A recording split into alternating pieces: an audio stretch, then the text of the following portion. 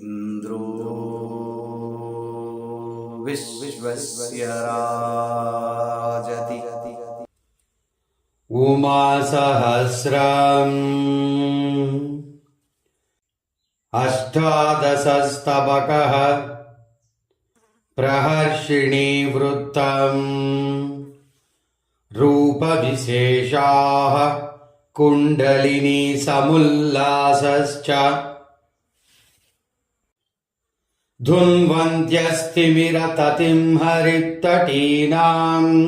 धिन्वन्त्यः पुरमधनस्य लोचनानि स्कन्दाम्बाहसितरुचोहरं तु मोहम् सान्द्रं मे हृदयगतं प्रसह्य सद्यः तन्वानाभिनतहितं विरोधिवर्गम् धुन्वाना भुजजनमोदमादधाना सम्राज्ञी त्रिदिवधरा रसातलानां रुद्राणि भणतु शिवानि मत्कुलस्य योऽम्बत्वां हृदि विदधत्तटित्प्रकाशां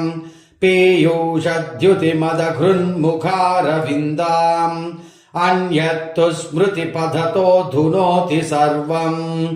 कामारे सुधति न तस्य भुव्यसाद्यम्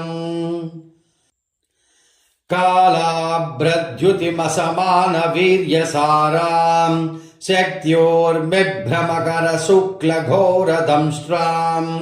यो धीरो मनसि दधाति भर्गपत्नी त्वामस्य प्रभवति सङ्गरेषु शस्त्रम् यप्राज्ञस्तरुणदिवाकरोज्ज्वलाङ्गीम् तन्वङ्गि त्रिपुरजितो विचिन्तयेत्त्वाम् तस्याज्ञाम् दधति शिरः सुफुल्लजाजी मालाम् वाधरणि जुषो वसे भवन्तः योराकाशसधरकान्तिसारशुभ्राम् बिभ्राणाम् करकमलेन पुस्तकम् त्वाम् भूतेशम् प्रभुमसकृत्प्रबोधयन्तीम् ध्यायेद्वाग्भवति वसेष्यनाकदूती जानीमो भगवति भक्तचित्तवृत्ते स्तुल्यम् त्वम् सपदि दधासि रूपमग्र्यम् प्रश्नोऽयम् भवति नगाधिनाथकन्ये रूपम् ते मदयति कीदृशम् स्मरारिम् चारुस्यादलमिति वक्तुमम्ब शक्यम् रूपम् ते न वदति कोऽपि कीदृशम् वा सम्मोहम् परमुपयान्ति कान्ति भाण्डे कामारेरपि नयनानि यत्र दृष्टे सङ्कल्पैः किमु तव भूषणान्यभूवम् शिल्पीन्द्राः किमु विदधुर्यधात्र लोके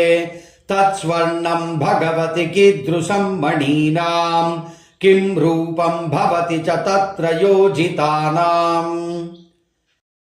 यान्यङ्गान्यखिलमनोज्ञसारभूतान्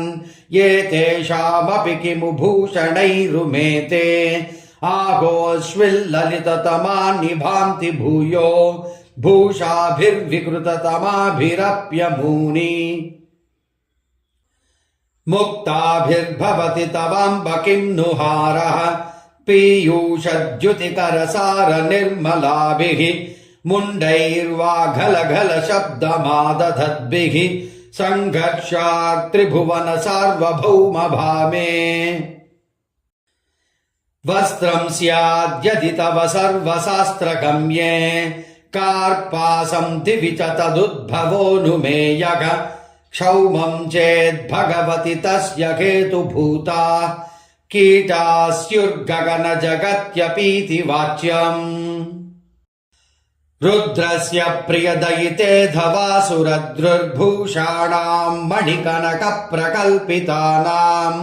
वस्त्राणामपि मनसे परङ्घितानाम् कामम् ते भवति समर्पकः समर्थः शुष्कन्दो बहुविटभः प्रवालशोभी संफुल्लप्रसवसुगन्धवासितासः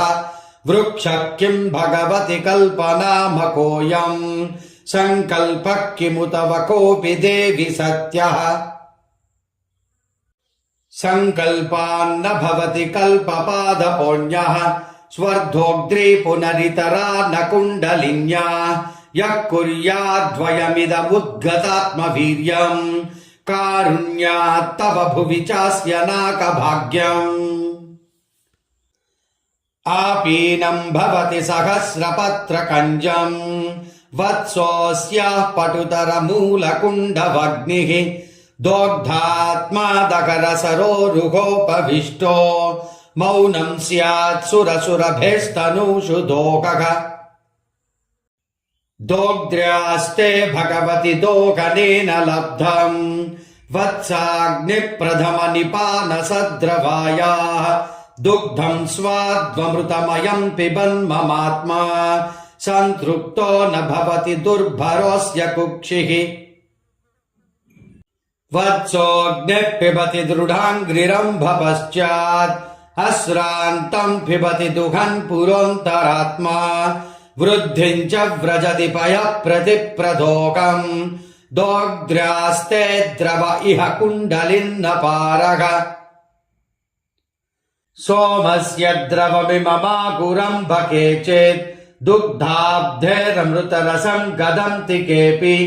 भाष्पम् केऽप्यभिदधते तु कौलकुण्डम् पीनोधस्रवमितरे भणन्ति धेनोः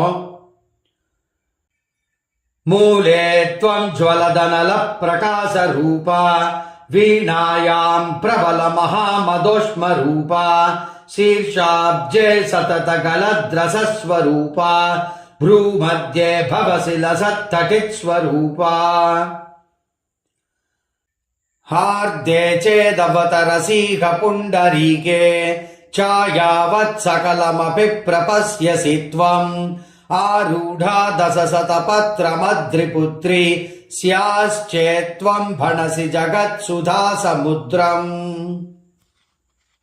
नेत्राभ्याम् सरसिरुहच्छदायताभ्याम् वक्त्रेण प्रविमलहासभासुरेण प्रत्यक्षा मम मनसः पुरः पुरन्ध्री कामारे परिणतमस्मदीय भाग्यम् पुण्यानाम् परिणतिरेव भूतभर्तुः